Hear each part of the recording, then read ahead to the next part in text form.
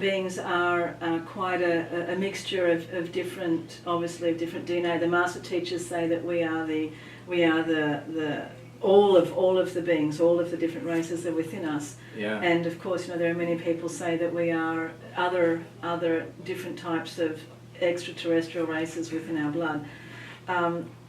When you encounter all of this information, and you're doing all this research, and you're throwing all the commonly known archaeology and history out the window, which is probably where it should be right now because we've got so much proof. And I know, like so many of the researchers, like they find a pyramid in Bosnia. It's clearly a pyramid, and people still won't see it.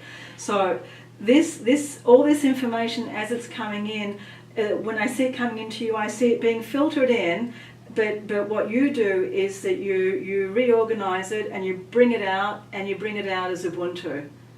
You bring it out as this is the way that we could be living, guys, and it seems like a very open and free way, because obviously the history that you're talking about is one definitely of a controlled and very, very restricted species. And so what I'm seeing is that you're translating it and bringing it out to us as like, this is what we can do. So please tell us about what's new with Ubuntu. And I hear that you're looking to take on a fairly formidable position in South Africa in politics, but that's something that can be translated into many other languages and many other lifestyles. So what's happening? Yeah. Well, last time we spoke was before the South African elections, right? Yes, so yes it was. Since then... You'd had the whole banking thing, victory, yeah. Well, not really victory. They sold my house at an auction, but the victory was one that I learned a great deal about the banking system, which allowed me to share that information and knowledge with people around the world. And that is, I'm not the only one. There are thousands of people doing this, if not millions, and sharing information. But my experience was such that I kept it as open as I could. I kept sharing all the information as I went through the process every time I was in court. On your website, michaeltellinger.com, in case you're interested. Yeah. And it's important for people to really get a grip on understanding what the court system is, who does it represent, who are the judges, how does it work, and realize it's a big scam against humanity, and that we have no rights as human beings, that all those rights in the courts are really rights to uphold the rights of the corporations, and that living, breathing human beings have virtually no rights whatsoever. Right. So I lost against the bank, but it was a fraudulent judgment, obviously, because all the arguments that I presented were completely they were agreed to by the opposing advocate, the bank's advocate, and even though he admitted to, yes, this is what they've done, the judge still handed out a judgment against me, and the bank sold my house. Right. So, but what's come out of it is that we registered the Ubuntu party then, and I learned how to pay the bank with a promissory note, because they admitted that they accept payments in the form of promissory notes. So I paid Standard Bank in South Africa close to R1 million in promissory notes that have now been accepted, and they've set a precedent for that. That doesn't mean that other people have been successful, because the banks are really big bullies, and they bully people into submission, and they're fierce. They will not just give up, because if they allow people just now to pay them with promissory notes, they basically surrendered. So they'll keep defying people and resisting people, but that doesn't mean that they're right. And so... But your vision is to have a community, a world without any money, right? Without any money. Without even the notion of a value system, right? Absolutely. Yeah. And again, so you said, how does this connect to the ancient civilizations? Because in my research into ancient civilizations and the Anunnaki and other beings that have been coming to this planet for billions of years, they don't use money. No, we're supposed to be the only planet, as far as I know from my channeling, that has a value. It's not even money; it's a value system. Yes. Yeah. And that was from my recent discovery as well, from a channeling, I believe it was, that those that created these beings, and I'm not sure if it was the Anunnaki that did this, probably, that created this money system on planet Earth, they see this as their most spectacular and greatest invention as a tool of enslavement. Right. And that's exactly Oh, what it does it work is. so well, doesn't it? It's just spectacular. Yes. Yeah. So it's very clear to me that money was created as a tool of enslavement, and I Right. show the physical evidence of that in Sumerian texts where they Yes. talk about that, how the first priest kings were appointed and they became the bankers, and the temples were the first banks, and they had the royal bloodlines that then held on to the exclusive right to create money, and that continues today. And you believe that that continues straight through to like the Bilderberg Group? Absolutely. Yes. Yeah. And so just... These are the royal bloodlines, the royal banking, political elite bloodlines. And you would say that they are still Anunnaki blood-driven lines?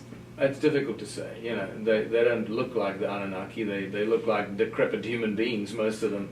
But So just 1 second. A lot of people out there think of Anunnaki as reptilian looking. yeah, And a that's lot of people refer to the ruling group as a reptilian group. But you're saying that the Anunnaki are Aryan looking, right? Yeah. Anunnaki are most certainly not reptilians, and this was very clearly told to me in channelings. So where do the reptilians fit in? That's part of the deception Right, and the okay. confusion. So please just Yeah. give us 2 minutes on The that. reptilians are a later infiltration of draconian reptilian beings Right. that look like lizards and dragons or whatever. That's Yeah. why draconian and Draco and reptilians, reptoids, Yes. and they seem to be the bloodthirsty ones. But even among those, there's now new information that I'm getting that there are reptilians that don't want to do that anymore. That they actually want to help humanity get out of this grip. Right. So this comes down, the Anunnaki, from my understanding of the description in the Sumerian texts, were very, very big, large, blue-eyed, blonde hair. And Enki is most certainly described like that in very clear detail. Mm-hmm. That he had light skin, he had blue eyes, or he had the eyes the color of the sky, and the hair the color of the sun. So, you know, you decide Right. what he looked like from that description, right? Mm-hmm, mm-hmm. So, and then you start seeing this mixture of these beings. This is why this is not an easy discussion.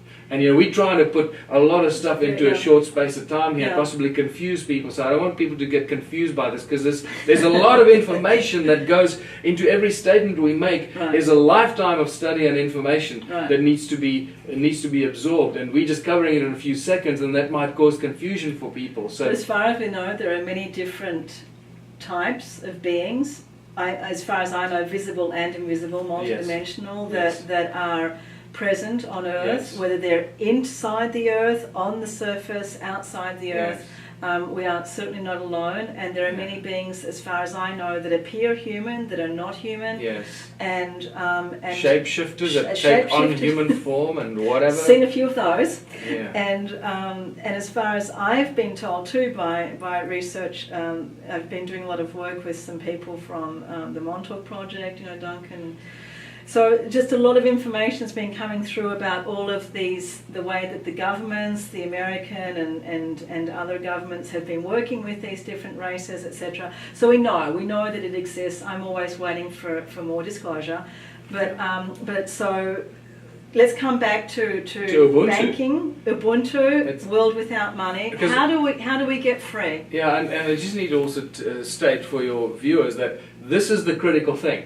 It's what do we do with our lives and what do we do with our planets for the benefit of humanity. And all this information. All this other information that we've got is fantastic to have, but we've got to use that as a tool to help this planet and help humanity. And if we don't do that, we're wasting our time. I have to and say energy. more than humanity. I have to say the bigger, the Absolutely.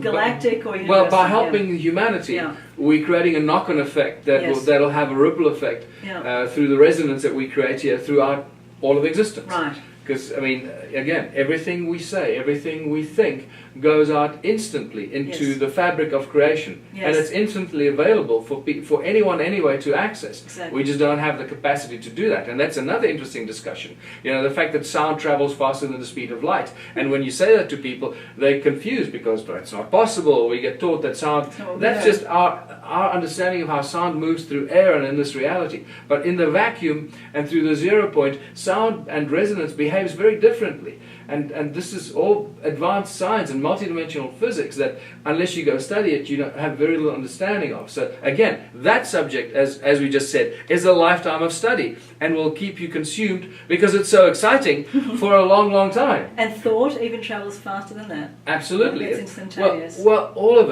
it is, a thought is just a sound frequency, or as a resonance, as a frequency that has an immediate effect on everything in the fabric of creation. So let's come back to Ubuntu. How do we get How free? do we get In fact, free? let's give the book. Let's show the book. Ubuntu book. Just making sure that it's here on camera and that folks see this. This is a great book. I highly recommend it. Ubuntu Contributionism, a blueprint for human prosperity. So it's really just to explain to people that we don't need money. Money does nothing. People do everything. And money was created and introduced to humanity as a tool of enslavement. It is not the enslavement itself. It is the tool to enslave the people. It's not the love of money that's a problem. It is the presence of money that is the problem.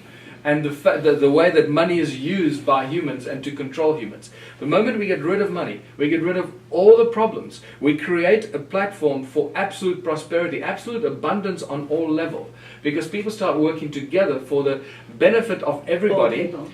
Just think about it this way. Every day, billions of people wake up and they go out and do something. We are very, very productive as a species. And yet, we don't have enough food to eat. We don't have enough shelter. We don't have enough medical care or cure for disease when we know it's being created. We don't have a free energy device. We don't have enough clean water. And yet billions of people go out and do something. And if you've ever done something and been productive for yourself, you realize how quickly you can solve problems, how quickly you can do this and do that. The reason we don't have anything, because we're not doing things for ourselves. We're doing things for companies, for corporations, and for the governments that have imposed themselves as the overlords and the controllers of humanity. So we're doing things for corporations who then sell the stuff that we make back to us. It's an insane thought.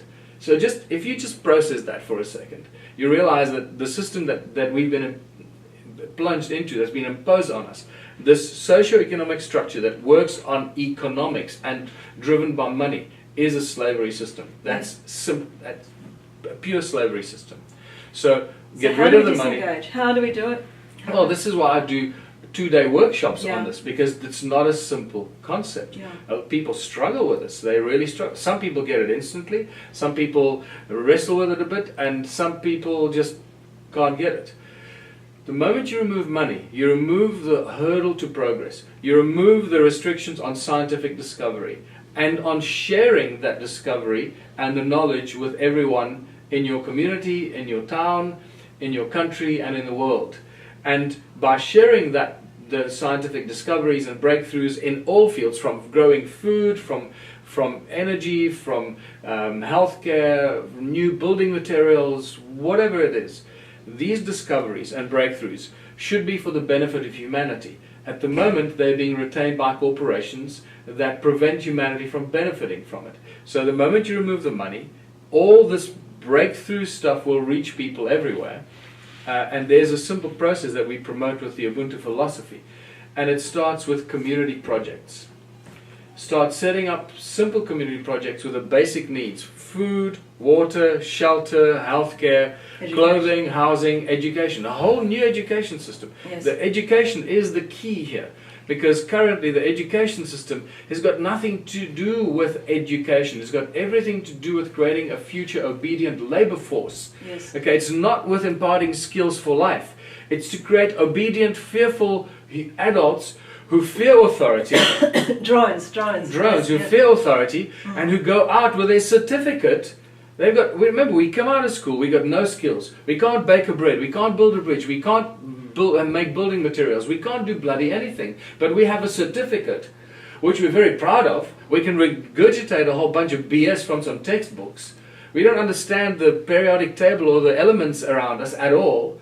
And we have no idea how anything works in nature. But we have a certificate with which we go looking for a job And that's the key thing here. So the entire education system has been very cleverly and very maliciously and very cunningly woven over the last 120 or so, 150 years, turned into basically a brainwashing prison camp that turns our children into adults who go out looking for jobs. And So what is a job? Yes. A job is slavery. Yes. That's it.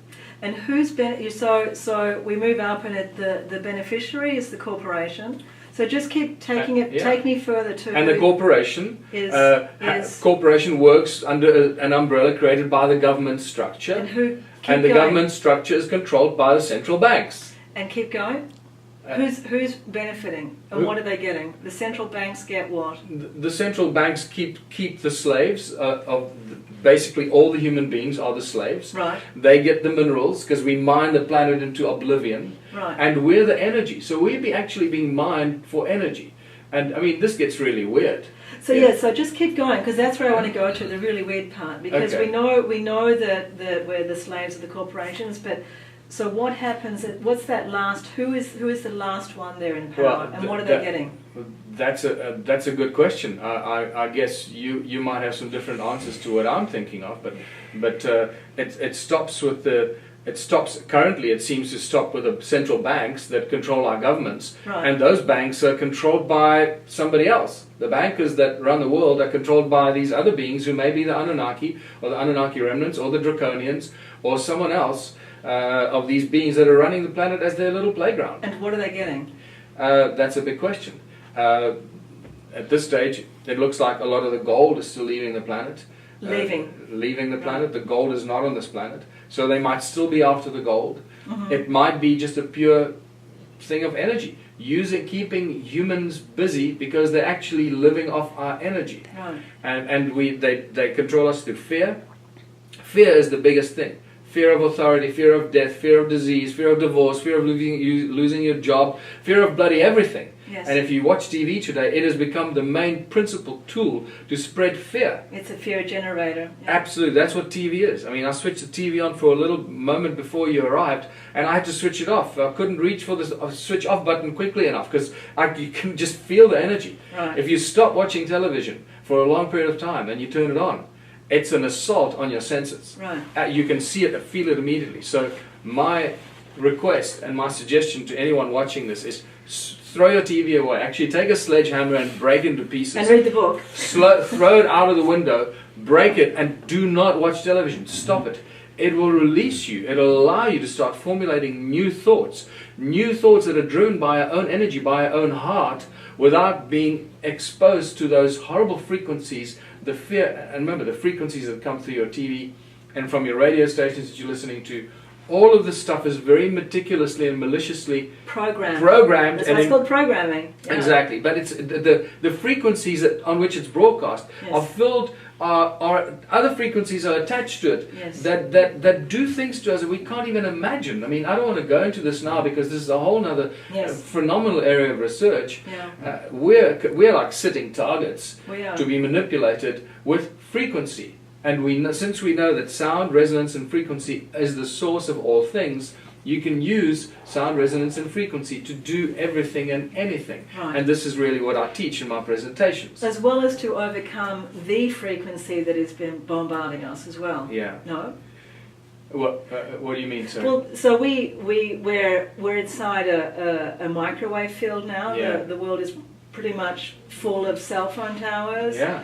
We have the HARP frequencies. Yeah. We do have this. We've got wires carrying electricity everywhere. I mean, it's insane. There's a great deal. There's this chaotic, these millions and billions of chaotic energetic vortexes around us that disturb our own energetic fields around our bodies and in our bodies and the cellular structures of our bodies. I mean, no wonder we going insane and becoming psychotic. Now, when you stand inside a stone circle in South Africa, and I know, like when you're inside the tunnels around the Bosnian pyramids, that there is absolutely no interference at all.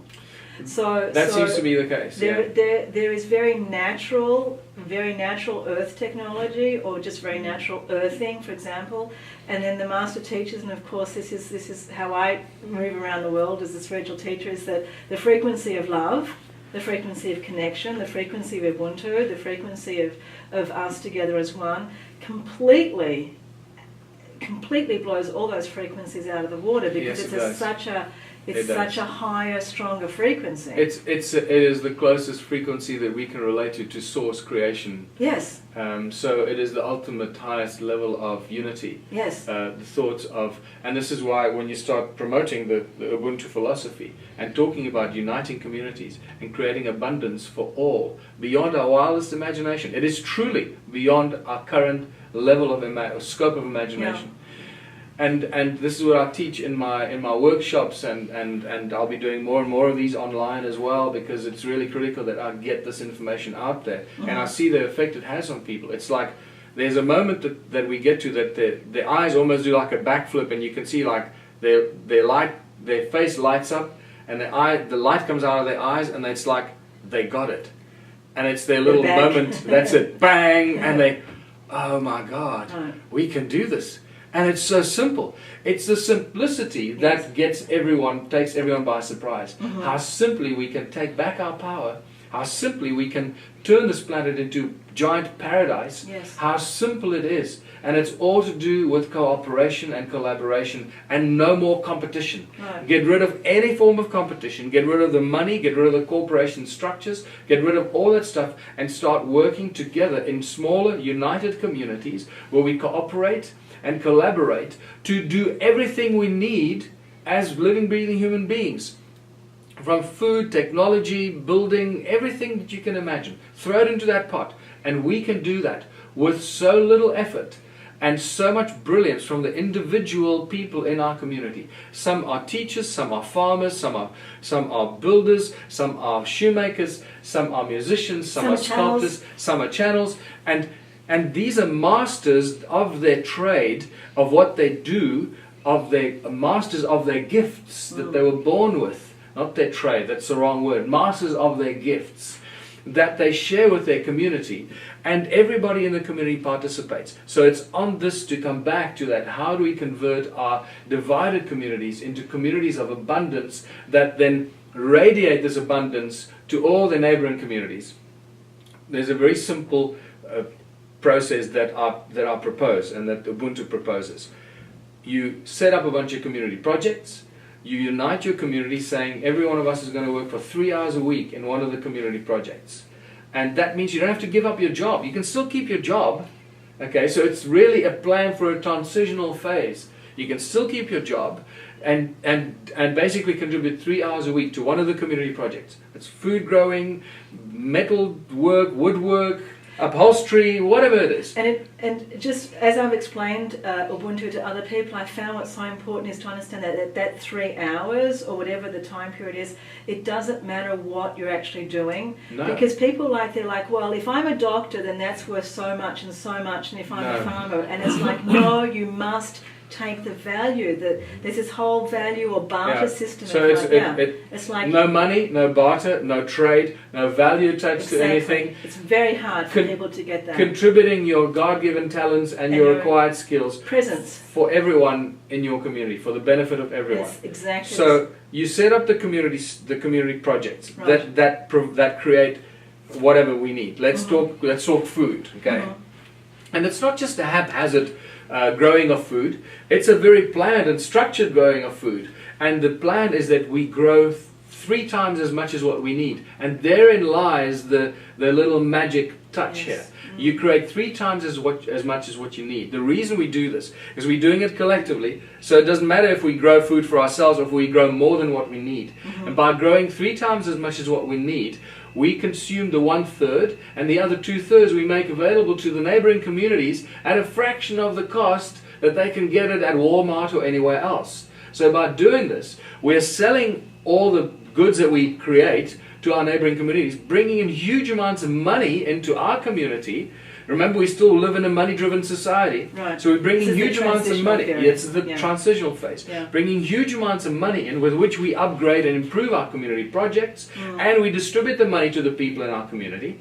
And which means that we will sell everything we make because we do it together, we do it virtually for free.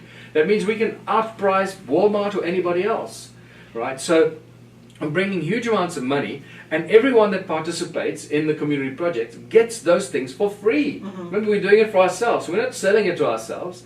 So whether you're growing food or anything else, you get that for free just by contributing 3 hours a week. And this week you can go work in the dairy, next week you work in the bakery, following week you go work in the fish farm, and then you work in the sewage plant, learning from the chemical engineers. You're learning new skills every week. So within a year or two of doing this, not only have you created a community that's creating this abundance of everything for free for them, so it costs you nothing to live in your community, in your town, let's call it your town, right? And you've brought all this money in because you're selling it to the neighboring communities. You're turning your town into a very wealthy place that can do anything you can imagine or anything you decide on through your council of elders. You remember, we establish a council of elders that become the representative council of the people and not the government. So that's another long discussion that we need to maybe throw in here, but not to confuse anyone. Let's go back to the knitting. So after 1 or 2 years, you got a community that's created all this abundance, and you got these highly skilled people that suddenly know how to bake bread, how to build a bridge, the chemical process to turn sewage into energy and into fertilizer. You'll know everything there is to know. You'll be more educated and more informed than 100 years of schooling. Because you're not going to learn that in 100 years of schooling, the current schooling system we have. And are you doing this now in South Africa? Well, we have You're in the implemented process that, but it's not easy. So, and guess what gets in the way? Every step of the way. Money keeps getting in the way. Remember, so this is why I say we've got to use money to free ourselves from the money. And the tool of enslavement is and remains the major obstacle and hurdle to cross.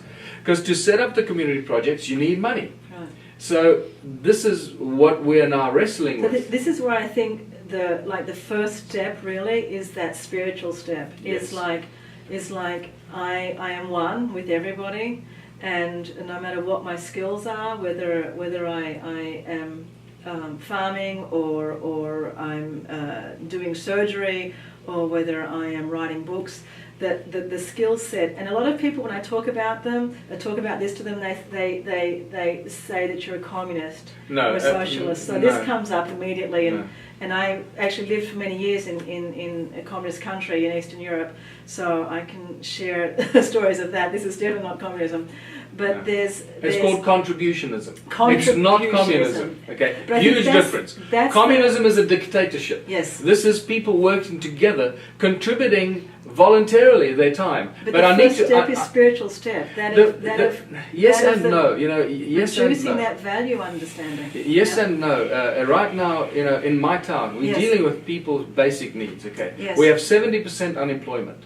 Okay. You can't go and preach spirituality to people if they want worrying while you're talking to them. They thinking, where am I going to get a plate of food today? Right. How am I going to feed my children? It's all very good to talking to them about spirituality. Are you going to give me a plate of food and feed my family tonight? Yes. Okay, so we talking at various levels here. Yeah. And this is why when you talk to certain communities, you can talk spiritually. But when you talk to basic communities that are just somehow surviving, you've got to speak nitty-gritty, ground level stuff, and tell them how we're going to get out of that gutter, how we're going to save ourselves from that daily desperation.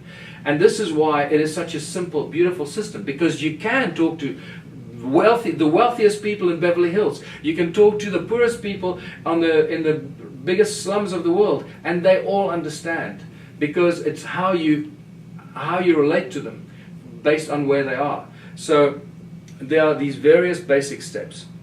And the critical thing here is, how do you get people to work together? And this is why the political front is so important. We can create all these community projects till the cows come home, but if they start threatening the establishment, they will send the men with guns to shut it down. This is why we have to have a political front and a political umbrella to implement this from a political level.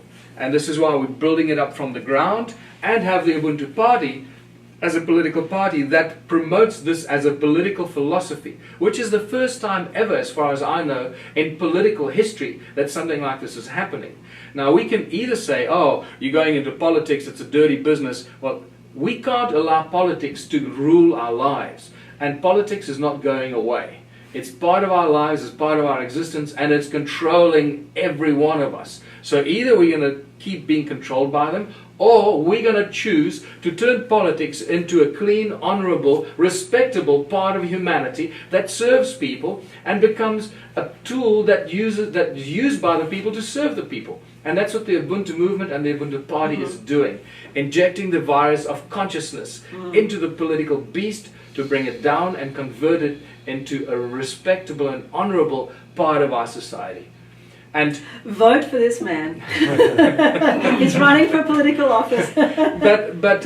So let me just quickly come back. So this is how we're promoting it. On a national level, I ran for president last year in South Africa. We had 1 million followers into the elections. We ended up with 5,500 votes. That clearly showed us that it's a crooked system. It's totally corrupt. It's totally rigged. And that made me realize that it's not on the national political level that we're going to make a breakthrough. It's once again, it's a grassroots at municipal level, at small community level. So now you're running for mayor? Now I'm running for mayor, and we are implementing this on a municipal level. We have local elections, municipal elections in 2016 in South Africa. And we hope that the Ubuntu Party, with this philosophy of community projects and how we're going to uplift our communities, with simple examples, this resonates in the people's hearts already. We can see the effects it's having. That we will win, hopefully, at least one town or one municipality. That's all it's going to take, Susie. All it's going to take. One municipality that implements these philosophies, that will be the first domino to fall. And just create this global landslide. And it's not just a landslide or a veld fire, bushfire throughout our country, but throughout the world, because towns and communities all over the world will take inspiration from this and do the same when they see how simple it is. There's one thing I need to come back to is how to unite the people and how to really make them stand united and move towards this kind of utopian philosophy. And utopian is a good word, and I like to use the word utopian. Yes. Yeah, people say, oh, that's just a utopian philosophy. I say, yes, it is. And I love utopian philosophies, and we're going to go for this because we want to live in utopia. It's not a bad word. Use it all the time. We use the thing of electricity, and this is a big subject. Yeah. So in our local election campaigns, we say we're going to provide an alternative source of electricity, and everyone is going to get free electricity in our town. And that's what makes it different from all other engineers and scientists and inventors that are trying to bring out electricity devices and trying to sell them to individual households. That is not a solution. That creates more of division and a bigger problem for humanity. Because those with money can afford the electrical device, those that can't will be deeper in the gutter. And in fact, it'll probably create more separation, because there'll be some capitalists, as you know, who will buy these new alternative energy devices and use it to abuse people that can't afford it. So our philosophy is very simple. Everybody gets free electricity.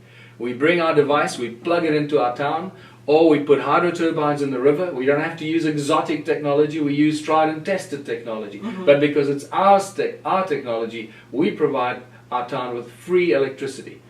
And everybody gets electricity. In return for that free electricity, you have to work for 3 hours a week in one of the community projects. It's that simple. No one has a problem with it. Everybody loves it. And that free electricity then also provides the electricity for all the community projects. And so if you have a community project, you don't have to pay for electricity. What does this do for the community? Well, it does already what I told you. It unites the people. It provides this incredible abundance, not just of the food and things that you create that everybody gets for free, but you also export it and you bring this abundance of money into your community. And it does one other very important thing. It brings the existing factories and businesses and farmers into the community. Why? Because if they become a community project, they get their electricity for free, they get free labor, they get free components and parts to make whatever it is they're doing, because they're now doing it as a community project for the community, and they get to retain 1/3 of whatever they create. So they're making a lot more money for their factory or from their farming than they've ever imagined they could make, because they're getting everything for free from the community, because they've now become a community project. So this is how you not only convert the local businesses and local industrialists into joining your community projects, but you're attracting other people from outside to bring their businesses and their manufacturing to your community and to your town. So when is your election? It's sometime in 2016. We don't quite know the date yet.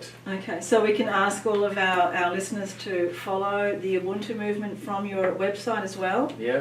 And to definitely read the book.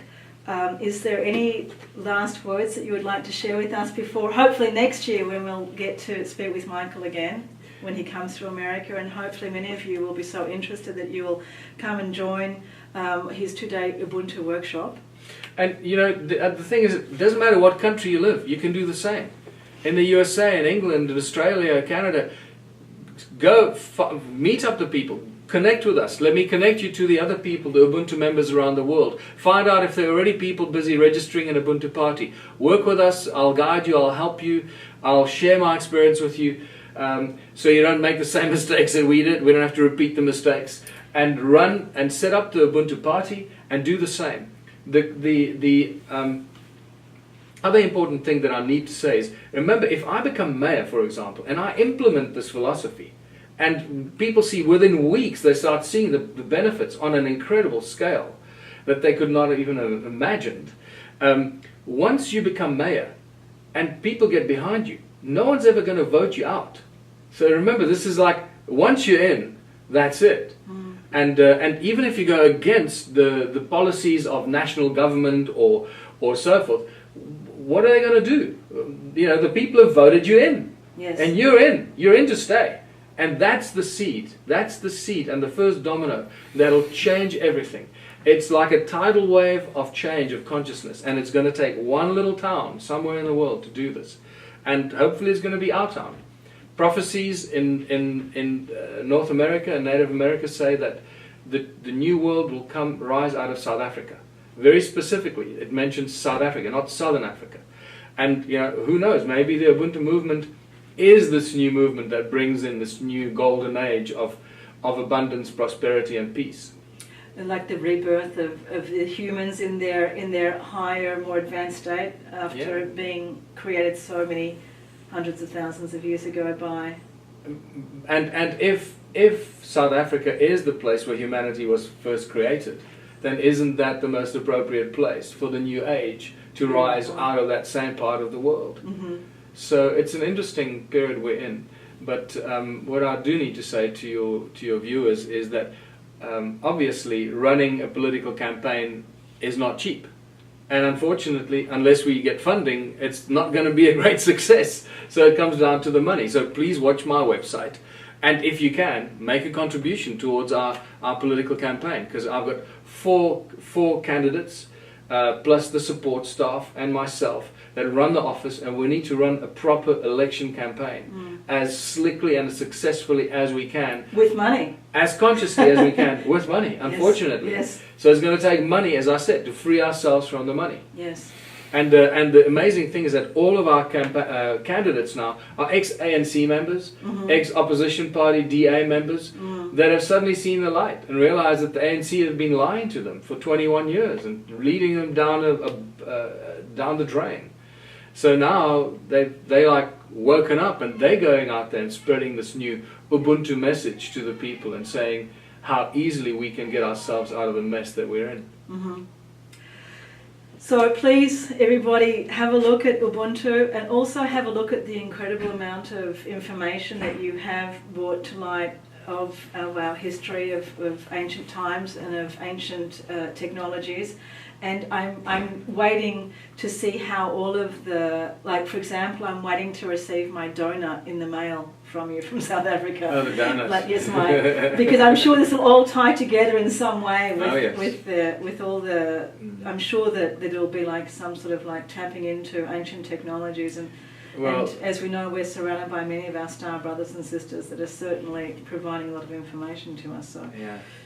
I have some interesting ideas, but I think we've run out of time here now to talk about that. Oh, that's such a teaser! Oh, really? I can't do that. About how to use the donut-shaped stones to propagate energy and wireless transmission of electricity. That's actually already been done, and I think the donut-shaped stones are actually the perfect tools to do that on a spectacular scale. Perhaps we can do a Skype interview in a few months and catch up with you and talk more donuts. Yeah? Yeah. Okay, thank you so much. I love much. donuts. I just had a donut before we came here. I can't believe it. Okay, thank you so much, everybody, and love now.